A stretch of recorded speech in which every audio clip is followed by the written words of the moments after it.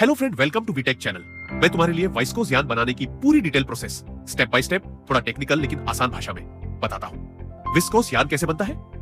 1. कच्चा माल, raw material preparation. Viscous बनाने के लिए मुख्य स्रोत लकड़ी का गूदा, वुड पल्प या कॉटन लिंटर्स, कॉटन वेस्ट होता है। इन दोनों में सेलुलोज नामक प्राकृतिक तत्व पाया जाता है। लकड़ी से सेलुलोज को अलग करने के लिए उसमें से लिग्निन और हेमी सेलुलोज, हेमिकेलोस निकाल दिया जाता है। 2.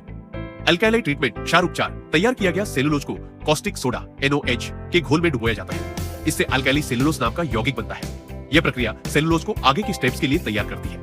3. Ageing process.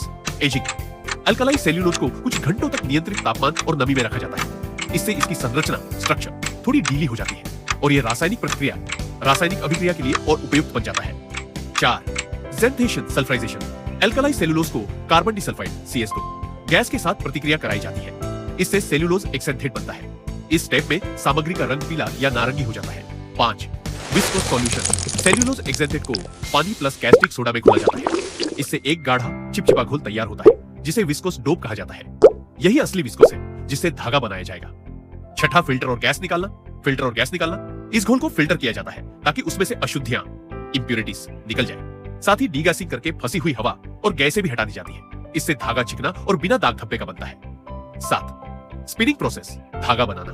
विस्कोस डोप को स्पिनरेट, छोटे छोटे छेद वाले नोजल से गुजारा जाता है। यह नोजल घोल को बारीक धागे के रूप में बाहर निकालता है। इन धागों को सीधे sulphuric acid plus sodium sulphate plus zinc sulphate वाली स्नान एसिड बाथ में डाला जाता है।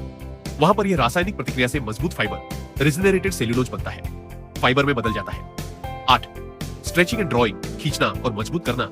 नए बने फाइबर को मशीनों से खींचा जाता है। इससे उनकी लंबाई बढ़ती है और धागे की मजबूती व लचक, स्ट्रेंथ एंड इलास्टिसिटी बढ़ जाती है। 9. धोने और सुखाना। धागों को कई बार धोया जाता है ताकि केमिकल्स, एसिड, सॉल्ट्स पूरी तरह निकल जाए। फिर उन्हें सुखाकर इस्तेमाल के लिए तैयार किया जाता है। 10. वाइंडिंग, लपेटना। अंत में तैयार धागों को बड़े बड़े रोल या कोन पर लपेटा जाता है। यही बाजार में मिलने वाला विस्कोस यान होता है।